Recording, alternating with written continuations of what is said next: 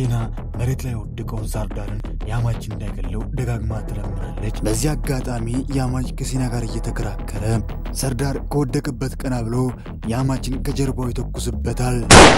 ያማችም ደረቱ ላይ ብሎት መሬት ላይ ይዘረረዋል። ያማች ደህና ነህ?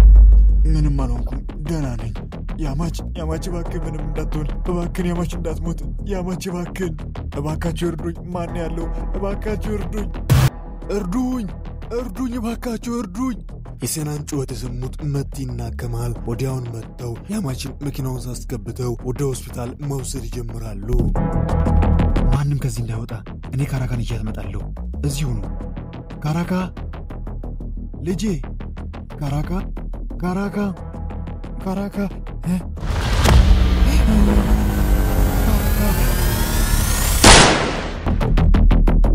ወይዘሮ ሱልጣና እባክሽ ወደ ውስጥ ግቢ። ካራካ ጠፍታለች። እሷን መፈለግ ይኖርብኛል። ካራካ ወይዘሮ ሱልጣና እባክሽን እሷን እኛ እንፈልጋለን። አንቺ አሁን ወደ ውስጥ ግቢ እባክሽን።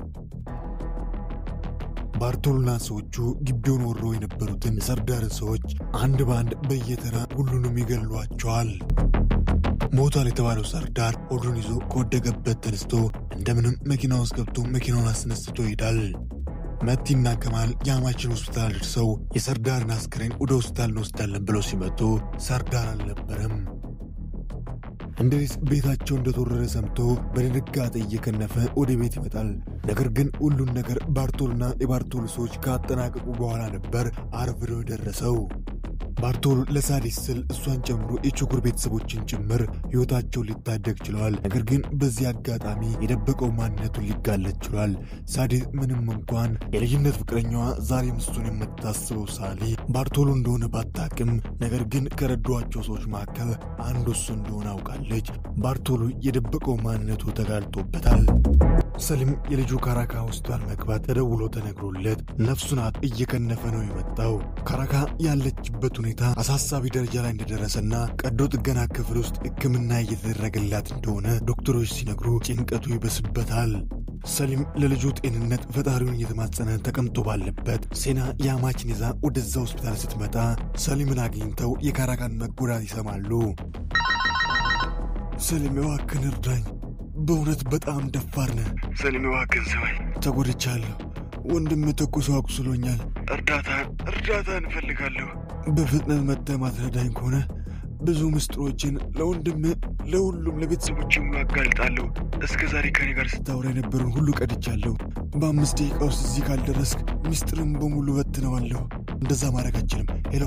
ሄሎ ሰርዳር፣ ሄሎ አንተ የተረገምክ ሰርዳር፣ የተረገምክ ነህ። ሰሊም ወዴት እየሄድክ ነው? ወደ ውስጥ ግቢ። ሰሊም አንተ ወዴት እየሄድክ ነው? ካራካ ጋር ወደ ውስጥ ግቢ ብዬሻለሁ። ሱልጣኑ ዴ እናንተ ወደ ውስጥ ግቡ። መጣሁ እኔ። ሰሊም ልጄ ካራካ እንዴት ነች አሁን? አላቅም አባዬ፣ ከባድ ሁኔታ ውስጥ ነው ያለችው። እና አንተ ወዴት ልትሄድ ነው? አባዬ አንድ መጨረስ ያለብኝ ጉዳይ አለ። ምንድነው የምትለው? ከልጄ የሚበልጥ ሌላ ምን ጉዳይ አለ በዚህ ሰዓት? አባዬ በቃ አጨቅጭቀኝ። አንድ ጉዳይ አለኝ ብያለሁ። በቃ እሱን ስጨርስ እመለሳለሁ። የካራካን መጎዳት ቤተሰቡ በጠቅላላ ሰምቶ ወደ ሆስፒታል መጥቷል። ካራካ ቀዶ ጥገና ክፍል ውስጥ ከፍተኛ ሕክምና የተደረገላት ነው። ቤተሰቡ በጠቅላላ እንዴት ትሁን እያሉ ሁሉም ተጨንቀዋል። ያማች የተመታበት ጥይት ጨረፍታ ስለነበረ ብዙም ሳይጎዳ በቀላሉ ለመዳን ችሏል። ሰሊም በጣም ቆይታል። በልቶሎ በልርዳኝ። ዶክተር ጥራ ወይ ደግሞ ወደ ሆስፒታል ውሰደኝ። ልሞት ነው። ሰርዳር የሚያስፈልግን ነገር እየገዛው ነበር። በጣም ይገርማል። በዚህ ሁኔታ ውስጥ ሆነ ነው እኔን የምታስፈራራኝ? ስልክን እንኳን በአግባቡ የሚያሳቅቶ አንተ ግን ሕይወቴን ለማዳን ከፈለክ እያልክ እኔን ታስፈራራኛል አይደል? እስኪኒ ሚስጥሮቻችንን ለማን ልካል? ክፈተው። በጣም ጥሩ። ለማንም አላክም። ሰሊም ይርዳኝ። ልሞት ነው። ሞት አልክ?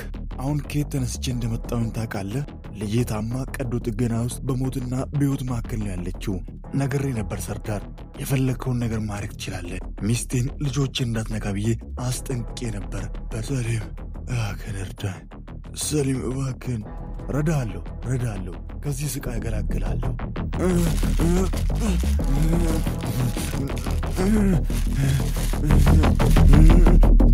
ደህናውን ሰርዳር። ለሰዓታት ራሷን የሳተችው ካራካ ራሷን ከሳተችበት ትነቃለች። ቤተሰቡ በጠቅላላ እፎይ ብሎ ይረጋጋል። ያማች መቲና ከማለን ሰርዳር ካለበት ቦታ ይዘው ወደሱ ጋር እንዲመጡ ተሰጥቷቸው ነበር። መቲና ከማል ሰርዳርን እያፈላለጉ በመጨረሻም ግን በሕይወት ሳይሆን አስክሬኑን ነበር ያገኙት። የሰርዳርን ሞት ሲሰሙ ሁሉም ተደናግጠዋል። ምክንያቱም ፊያዝ ከተባለው ከሰርዳር አጎት ጋር ከባድ ጦርነት ይነሳል ብለው ሁሉም በፍርሃት ተወሯል። ያማችም ሰርዳር እኔ በተኮስኩት ጥይት ነው የሞተው እያለ ምንም እንኳን የሚገባው ቢሆንም የገዳይነት ስሜት የተሰማው ይጸጸታል። ከሰርዳር ሞት በኋላ የሰርዳር አጎት ፊያዝና በኮቸባሌ ቤተሰብ መካከል ከባድ ጦርነት ይመጣል ብለው የፈሩት ፖሊሶች የሰርዳር አጎት ፊያዝንና እንዲሁም እንድሬስን ወደ ፖሊስ ጣቢያ ይዘዋቸው መጥተው ሁለቱ ለብቻቸው እንዲነጋገሩ ያደርጋሉ። እንዴት ነህ እባክህ የጥንት የጠዋቱ ጓደኛዬ? ወንድሜ እንዴት ነህ አንተ? ደህና ነኝ።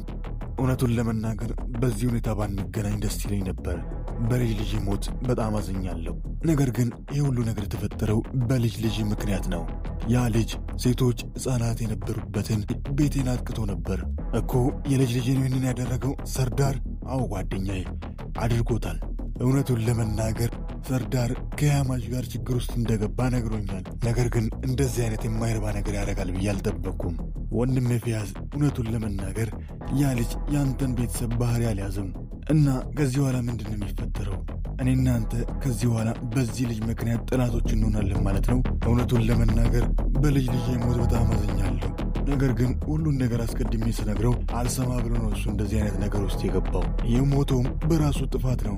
ስለዚህ እንድሬስ፣ እኔና አንተን ምንም ጦርነት የሚያስነሳን ጉዳይ የለም። እኔ ከማንም ጋር ምንም አይነት ችግር የለብኝም። የምኖረው ለአንድ ውዱ ልጄ ስል ነው። ሁሉን ነገር ችዬ መኖር እችላለሁ። ነገር ግን በአንድ ልጄ በፍጹም አልደራደርም። ደህና ነች፣ አሁን ትንሽ ለውጥ አላት እና ነገሮች እንዴት ይሄዱ ነው? ሁሉም ነገር እኛ ባቀድነው መሰረት እየተጓዘ ነው? አለቃ፣ እንደዛ እንኳን እየሆነ አይደለም። ያማች እሱ ነው አይደል እቅዳችንን ሙሉ ያፈረሰው? የእሱን ጉዳይ ሰርዳር ጨርሷል ብዬ ነበር። እሱም አልቻለም። አያቱ ፊያዝ የልጅ ልጁን ሞት አስቦ ከባድ ጦርነት ያስነሳል ብዬ አስቤ ነበር። ሰውየው በጣም የተረጋጋ ሰው ነው እና እቅዳችን ሳይሰራ ከሸፈ ነው የምትለኝ? ሙሉ በሙሉ እንኳን አልከሸፈም።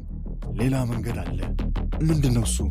ፊያዝን እንደገና ለዓመት ለጦርነት ማስነሳት። ለምን አሁን ጦርነቱ አይነሳም? አባዬ በጣም አርፍዳል። መጣው ልጄ።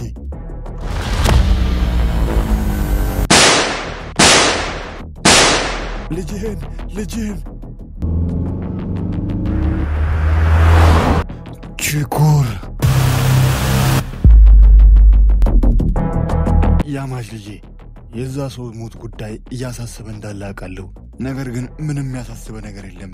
ልጆቹ እንዳጣሩት ያ የማይረባ ሰውዬ የሞተው አንተ በተኮስኮት ጥይት ሳይሆን በላስቲክ ታፍኖ እንደሞተ ነው የነገሩኝ። ምን እያልክ ነው አባዬ? ማን ነው ይህን ያደረገው? እሱን እንኳን አላውቅም ልጄ፣ ግን ደግሞ ከችኩር ሰዎች መካከል አንድ ሰው እንደገደለው እርግጠኛው እነግርሃለሁ። ፊያዝ ልጄ ላይ የተኮሰብኝ ያ ቆሻሻ የሚያነሳው አሊኮ ነው ብሎ ወደ ችኩር ገብቶ አሊኮን አክቶት ይወስደዋል። ፋሻ፣ ቆይ ምን እየተፈጠረ ነው? ፊያዝ ልጁ ላይ ተተኩሶበት ነው። ምን?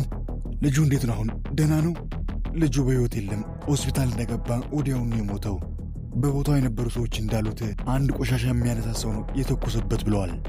በፍጹም አሊኮ ይህንን አያደርግም። የሆነ ሰው ጦርነት ለማስነሳት ነው ይህንን እያደረገ ያለው። እና ልጄ ምን ልታደርግ አሰብክ? አሊኮን ይዤው እመጣለሁ። ልጄ፣ አባዬ ምንም አታስብ። አሊኮ ምንም ሳይሆን ይዤው እመጣለሁ። አንተ የማትረባ ልጄን ገደልከው። አንተ የማትረባ! ለምን? እኔ ይህንን አላደረኩም። አሊኮ እንደዛ አያደርግም። አንተን ልጄን የገደልከው አንተ አሊኮ እንደዚህ አላደረገም። በቃችሁ። አሊኮ አንድ ነገር ቢሆን አንተን አያርገኝ። ምንድነው የምትለው ያማች? በእውነት በጣም ደፋር ነህ። አንድ የምወደው የምሳሳለት የአይን ብሌን ገደላችሁብኝ። ልጄን ገደላችሁብኝ። ይሄ የማይረባ ነው የገደለው። አሊኮ ልጁ ላይ ተኩሳል? አይ እኔ እንደዚህ አላደረኩም። አሊኮ እርግጠኛ ነህ ይህንን አላደረግም? አሊኮ እንደዚህ አላደረግም። አሊኮ እንደዚህ አይነት ነገር አያደርግም። እኔ እንደዚህ አላደረኩም።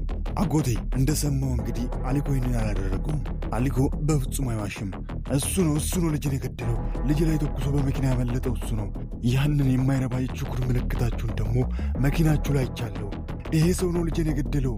አዎ አጎቴ እንደዚህ አይነት ነገር አይተህ ሊሆን ይችላል። ነገር ግን በደንብ አስተውል እንጂ አንድ ሰው በአንተና በእኛ መካከል ከባድ ጦርነት ለማስነሳት እየሞከረ ነው። የሆነ ሰው እየተጫወተብን ነው። ጦርነቱን የማይጀመርከው አንተን ያማች አሁን ከፊት ዞር በል፣ አለበለዚያ አንተንም ይሄን የማይረባ ልጄን ገዳይ እዚሁ አብሬያችሁን የምገለው። ዞር በልልኝ።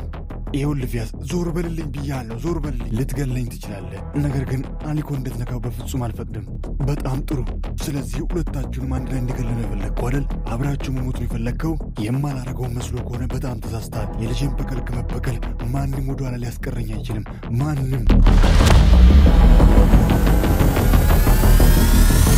ሰላም ውድ የቃና መሳጭ ቤተሰቦች እንዴት ናችሁ? እንዴት ቆያችሁልኝ? ለዛሬ ያሰናዳውላችሁ ተወዳጁ ምርጡ አጓጊው ድራማ የኛ ሰፈር ክፍል 15 ምዕራፍ 1 ይህንን ይመስል ነበር። እንዴት ነበር? ሐሳብ አስተያየቱን አስቀምጡ። በቀጣይ ክፍል ምን ይከሰት ይሆን? ሁሉንም አብረን ምንመለከት ይሆናል። እስከ መጨረሻው አብራችሁን ስለነበራችሁ ከልብ እያመሰገንኩኝ ይህ ተወዳጅ ምርጥ ድራማ በየዕለቱ እያንዳንዱ ክፍል ወደ እናንተ ጋር እንዲደርስ ከፈለጋችሁ ለቻናላችን አዲስ ሆናችሁ ሰብስክራይብ በማድረግ የቃና መሳጭ ቤተሰብ በመሆን ይህ ተወዳጅ ድራማ በየዕለቱ ወደ እናንተ ጋር እንዲደርስ ማድረግ ይችላሉ። ሁላችሁም ደግሞ ቪዲዮቻችንን ላይክ ማድረግ በፍጹም እንዳይዘነጋ። ቪዲዮቻችንን ላይክ ባረካችሁ ቁጥር የምንለቃቸው ቪዲዮች በተክላላ ቀደም ብሎ ወደ እናንተ ጋር ይደርሳሉ። ስለ ሁሉም በድጋሚ እስከ መጨረሻው አብራችሁን ስለነበራችሁ ከልብ እያመሰገንኩኝ በቀጣይ ክፍል እስክንገናኝ ኩፋይን ካውት ደጋ ይለፎት ሀገሬ ሰላም ትሁን።